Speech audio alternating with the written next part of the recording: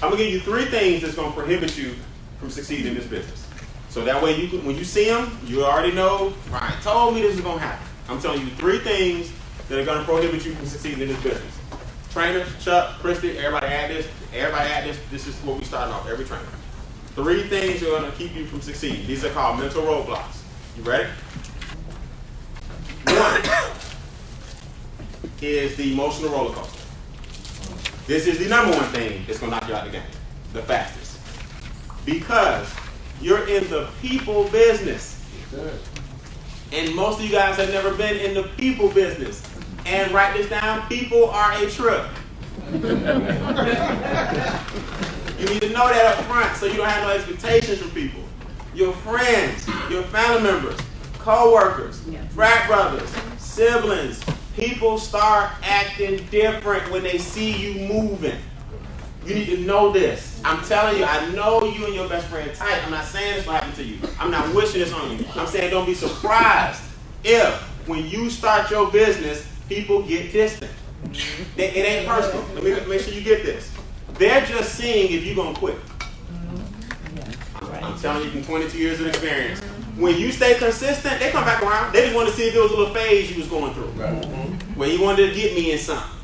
So, but when I was consistent and been consistent 20 years, then all my friends back, everybody cool. We just stopped talking for 2 months. Because I was consistent. See, people are waiting for you to quit. They're trying to see if you're playing around. You got to remember, your friends know your situation. You talk to them about your marriage. You talk to them about your job. You talk to them about your children. You talk to them about a lot of things. So here you come with this $1 million you.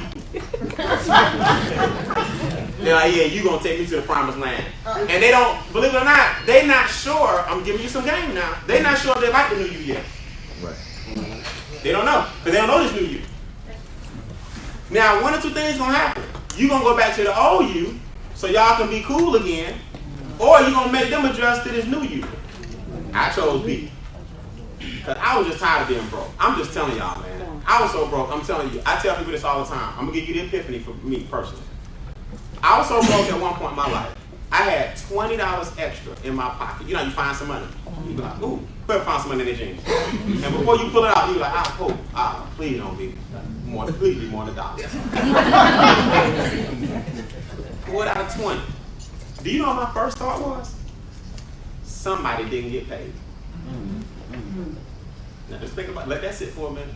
I was so used to having nothing that when I had an extra 20, I said, who I owe? I'm telling you guys, 6 to 9 months later, I sponsored one guy who sponsored one guy who sponsored one guy who sponsored one girl, and I had 6,000 people in one leg. And walked smooth off my job. I sponsored a guy who sponsored a guy who sponsored a guy who sponsored a guy who sponsored a girl who sponsored 6,000 people. I owned the whole East Coast. 6,000 people was under my group. All I had to do was nurture them. I kept nurturing them. That was in 1997.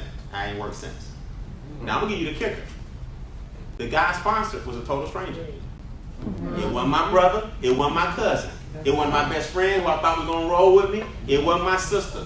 A lot of people stopped talking to me, but they got to get used to the new me. That's all. That's right. Because the old me wasn't working. Now, when you get that attitude, you're gonna be like, you know what? They're gonna love me, love the new me, or leave me. But I'm telling y'all, they all coming back. Money clean all relationships up. It's not tripping. I'm telling you. Because see, think about it. Think about it. I want you to write this down. What did I do to you? All right. Now, if you're mad at me because I'm starting my business, and I want my children to have a better future, and I'm learning the money game, what they got to do with you? He's like, oh, Brian, man, you changing. Yeah, I know. I know, yeah, I'm trying to change. Man, Brian, they brainwashed you. Yeah, because my brain was dirty. Write this down. If my brain wasn't dirty, I wouldn't have to wash it. See, people try to come to you with all this stuff. The thing with me, man, I just get people up off me quick because he ain't paying my bills. That's right. So I don't know why you got all this free advice and attitude and opinion. What did I do to you other than start my business? See, people are a trip, and you got to know that you're going to go on this little emotional roller coaster until you learn how to control it. You got to control it. Write this down. The answer is relaxed intensity. That means stay in the middle. Relaxed intensity. Trainers always train on this. If you don't teach people the pitfalls, they're going to go out here, they're going to talk to their little negative cousin, and they're going to be out the game in 2 minutes. Yeah, right. Cousin ain't got nothing to show for nothing, but they believe in him. Relax what? Intensity. That means you never get too excited, you never get too depressed. We keep it in the middle of the road. People come to me all the time, Brian, I got this pastor. Cool. Let me talk to him. Cool. Can he bring in some people? He know everybody. Cool. Can he bring in some people? Is he going to put me, not in front of the church, I don't do churches, is he going to put me in front of his people in his living room where he ain't pastor no more? I ain't coming down on pastor, I'm just telling you the game. Brian, I got this athlete. Cool. He know Bronny James, him and Bronny James. Cool. Might get to LeBron. LeBron ain't going to do the business. He filthy rich. Write this down. We're looking for hungry and looking. When you get that, you're going to stop getting excited. You're looking for hungry people and people that's looking. Man, we get such and such. He got plenty of money. He ain't going to do this. This for people that's trying to do better. This ain't for Bronny James. See, when you start understanding people and stop letting them get excited about stuff and you know how to control your excitement and stay in the middle of the road, you're going to get wealthy. Because emotions are the number one thing that's going to knock you out. What are they? Emotions. Never get too excited, emotional, and never get too depressed. Keep it in the what? Mirror. A stranger introduced me to that leg of 6,000. Not my best friends. My siblings stopped talking to me. Stop. I got a question. What I do to you? See, a lot of times it be people's own insecurities. It ain't got nothing to do with you. What happens is, listen to me, I'm trying to save you, you just got to experience this. When you get focused, you highlight a person who's unfocused, you highlight their ability to make change also. So if you focus and then I don't do it, I got to pull you back with me so we won't look focused. So I can't support you because if I jump in wholeheartedly, we now out there now, so we can't fail. So I'd rather not see it at all.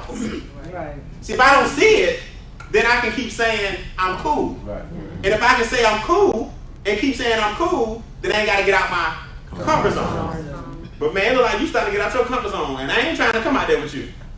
So you know what? We just stopped talking. They come back.